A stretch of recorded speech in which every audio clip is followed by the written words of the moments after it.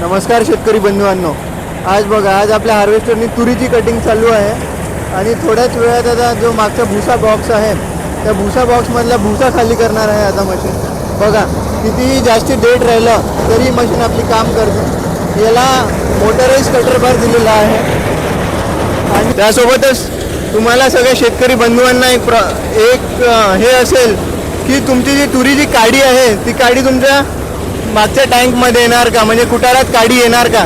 तर नाही, कुटारात काडी बिलकुल येणार नाही. काडी सगळी आहे ती साईडनी निघून जाते. मी तुम्हाला दाखवतो आता काडी कशी साईडनी निघून जाते.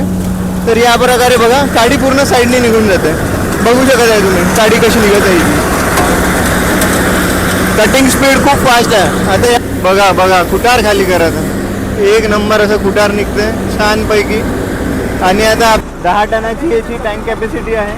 तुम्ही आतमधून बॉक्स बघू शकता, हे आपलं कुटाराचं बॉक्स. आणि आता आपल्या जे ग्रेन टँकमध्ये ग्रेन्स आहे म्हणजे तूर आहे ते तूर खाली करत आहे. मला तुरीचा दाना दाखवतो मी. बघा तुरीचा दाना, बघा तुरीचा दाना. तर बघा या प्रकारची ही तुरीची क्वालिटी दिसत आहे. एक नंबर अशी तूर आहे. पण ही कशी ओली तूर असल्यामुळे तुम्हाला हिरवं दिसत असेल, पण तीच जर तूर आपली वाळली असेल तर एक नंबर माल निघतो, काही बघायचीच गरज नाही.